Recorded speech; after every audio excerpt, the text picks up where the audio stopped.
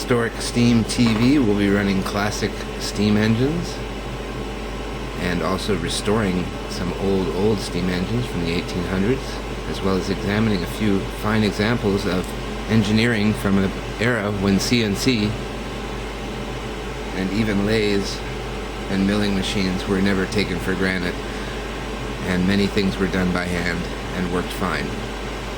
So up first will be an mid-1800s, 1860 to 1875 hobby-built steam engine from a Frenchman, and we will be taking a look at that and powering it up on steam. We're using our rocket stove boiler here.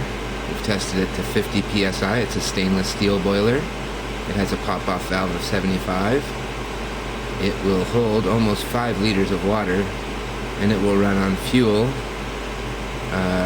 including coal, wood, any refuse you could find that you can burn in the chimney, propane as it's running now, or electric heat on an element. So it's quite a versatile boiler, and I will have setups for sight glass hopefully soon, as well as a pressure gauge on the siphon so that we're not entering steam into the pressure gauge itself. Now I've lubricated this pressure gauge a little bit. It was a bit chunky before. It was moving along in bursts as it is now. It's not the smoothest of needles, but it was off a boat that had sunk partially, and it was recovered. It was the Hollyburn. It used to run from Vancouver to North Vancouver, and this is one of the 6 gauges I got off of its engineering room. It's an engine room, and we're going to use it for our in-house steam testing.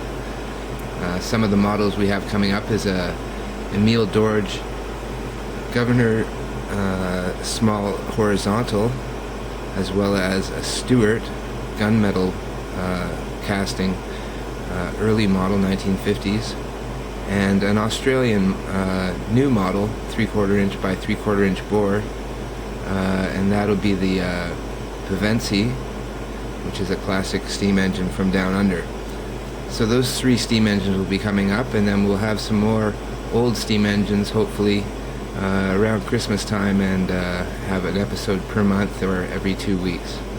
So I hope you enjoyed this video, and I'll let the steam build up here on this test.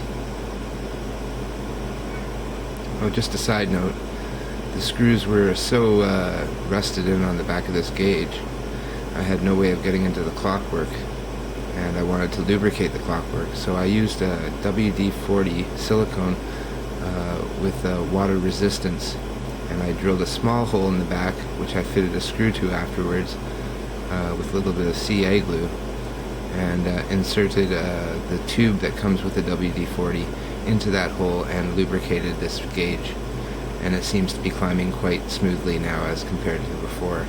I actually, first run I had to tap it with a hammer, so it's doing quite well. And this is a gauge. I'll show you this gauge if you can. Here we are.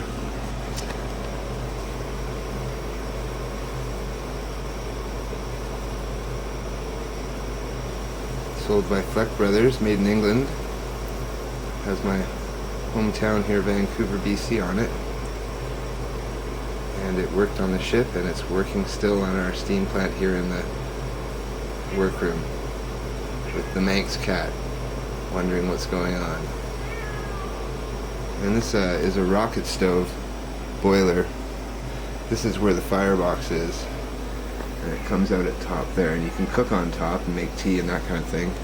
Our steam will be coming out the top. It'll be entering this flue here and going down for superheating if we're running on wood fire in the base here, or coal briquettes. Then we'll put this superheated down there. We'll have an optional straight off 1/8 line that will be running for our engines in the house, since we won't be using the smokestack in the house. We won't be burning wood in the house, won't be doing anything nasty like that. So the gauge is still climbing.